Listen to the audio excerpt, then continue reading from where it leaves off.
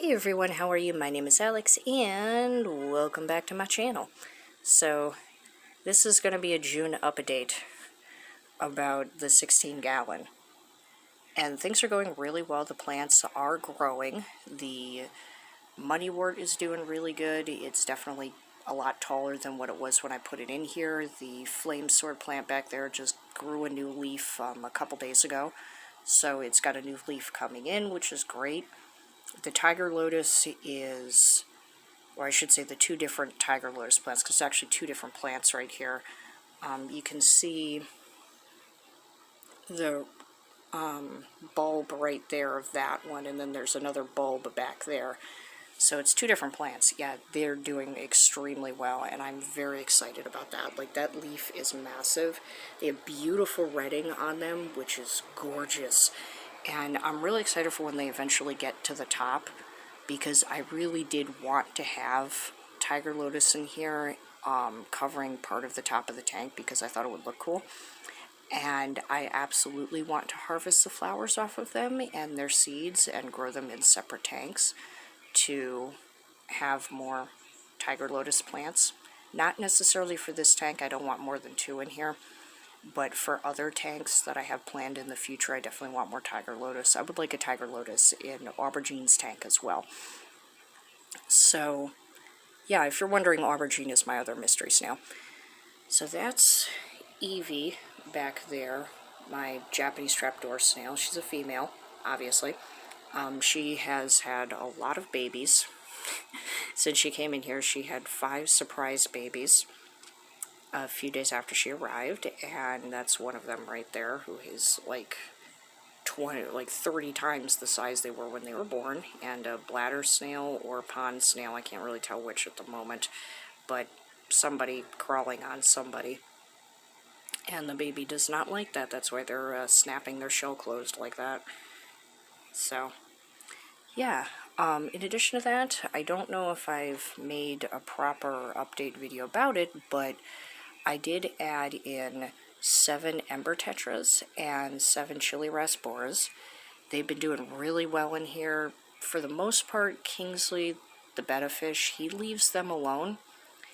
One of the chili rasbora has disappeared, and it either died or got eaten by Kingsley. That's my best guess, but otherwise he's left everybody else alone. He really doesn't chase them around anymore. He just is like, yeah, you guys are here, it's cool.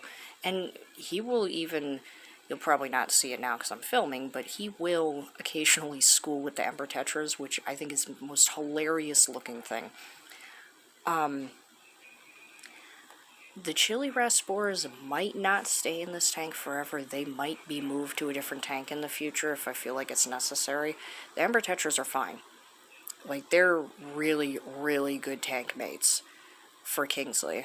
The rasboras, I think they're very, very shy, and I can't really tell if that's normal for them or not, because when they first came in, they were not shy at all, but they've become very shy over time, so I don't know if that's like a chili rasbora thing, or if that's the nature of the tank, but I kind of don't like that shyness. It bothers me. I mean, they're a beautiful fish, and I kind of want to see them. You know, that wasn't the whole point why I got them, but I would like to see them. And you might be able to notice also, just a quick update about Kingsley and his health. He is fine. He does not have any infections. There's nothing wrong with him. I had a glass heater in here, and it's been replaced by that heater that you see back there, because Kingsley was rubbing up against the glass heater, and I didn't know that this was something that betta do, and he messed up some of his scales, and he lost a bunch of scales. He has since grown most of them back, but he hasn't grown all of them back. I've been putting API stress coat in the tank to kind of help protect him and whatnot so he doesn't get any infections. It's kind of like a preventative measure while he grows his scales back.